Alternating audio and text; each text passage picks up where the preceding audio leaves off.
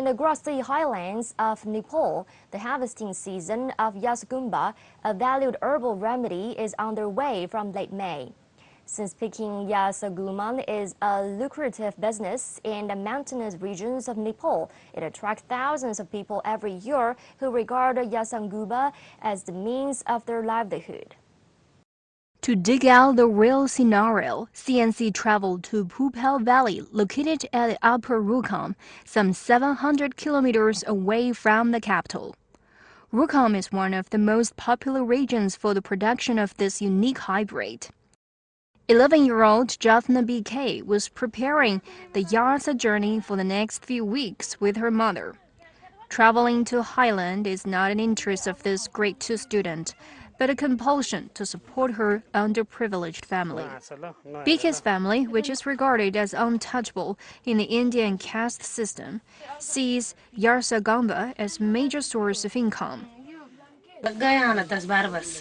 I've started harvesting since last 10 to 12 years. We have many lands to clear, so we have to go every year. It's very difficult at the top due to both steep way and cold temperature. But we don't have other options. Life cannot move ahead without it. Her father cannot join them this season, as he is suffering from malaria. Unfortunately, he has to fight the disease alone, as he has no money and there is no hospitals nearby.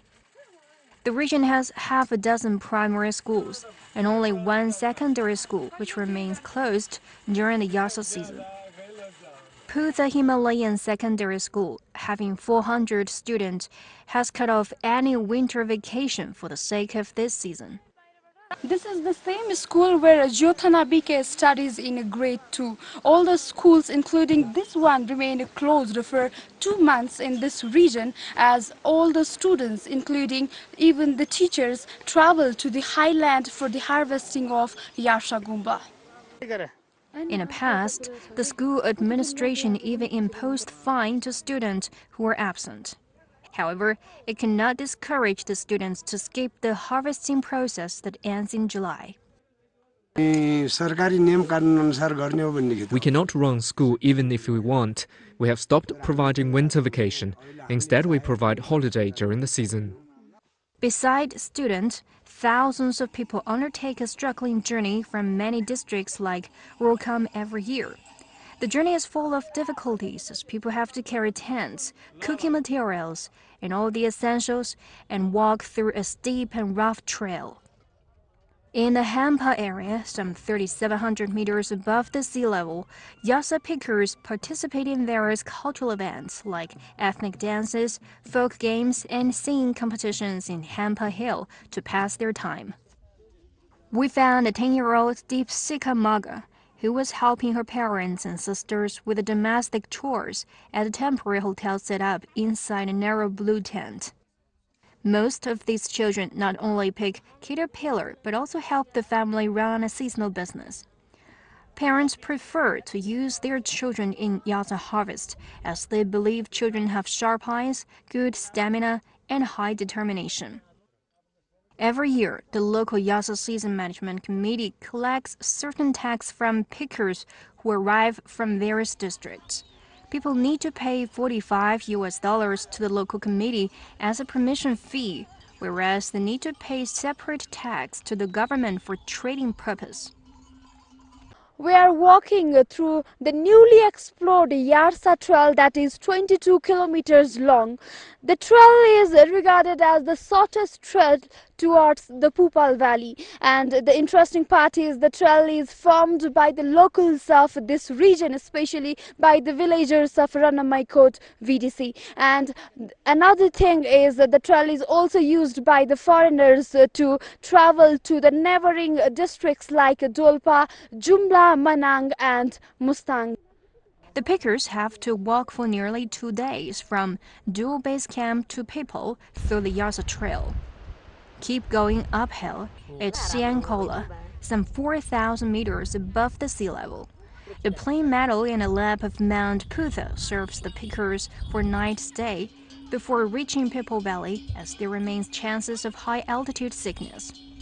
In the base camp, pickers gather and warm themselves with firewood to fight the freezing temperature. They seem excited for the next day as their year-long wait is finally going to be over. Some also have doubts. This year, I don't think we will find as many as previous years.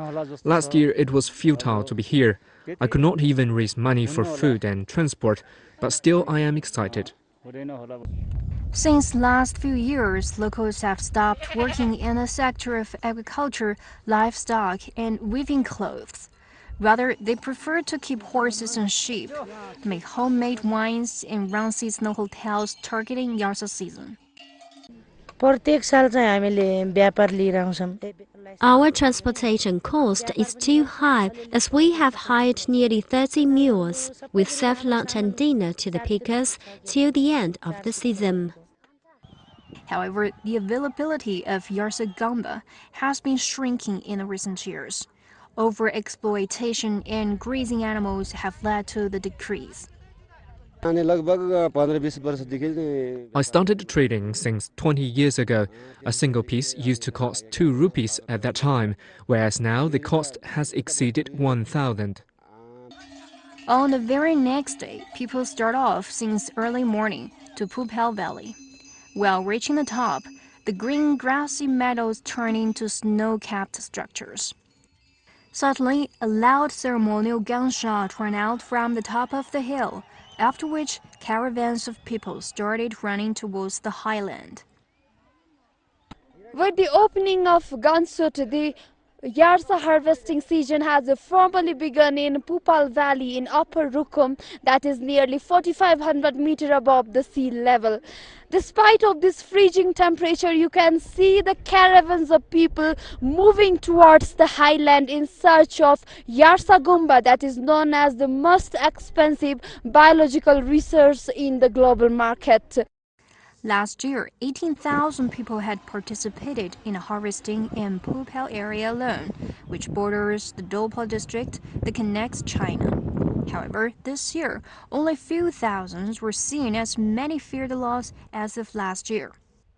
Since Yarsa is highly valued for its aphrodisiac capabilities and the potential to treat cancer and other diseases, people spend 2 months in the highland and its hunt despite of struggles. Mostly, people find between 5 and 15 pieces per day. It's quite difficult to search this. We need to have strong concentration. Eyes should be sharp, and it will take much time. This is the first piece of this season. It's difficult to search in cold. I started searching since the age of 9 to 10 years. Last year, I found only 17 pieces in total. Yesterday, I found 5 pieces. The pickers share their knowledge that the golden-colored Yarsa is sold at higher prices as compared to others. Since it's mostly recognized for curing impotence, pickers are dying to get it. Some pickers are carrying their small children, even the newborns, for the entire Yarsa harvesting season. There is no one at home to look after the children, as both parents are here.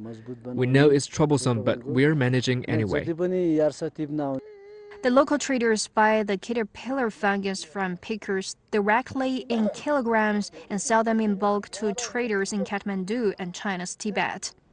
Nearly 100 local volunteers and more than 24 security officials are deployed in the area for 2 months to curb out loot, illegal trading, and fights among the traders.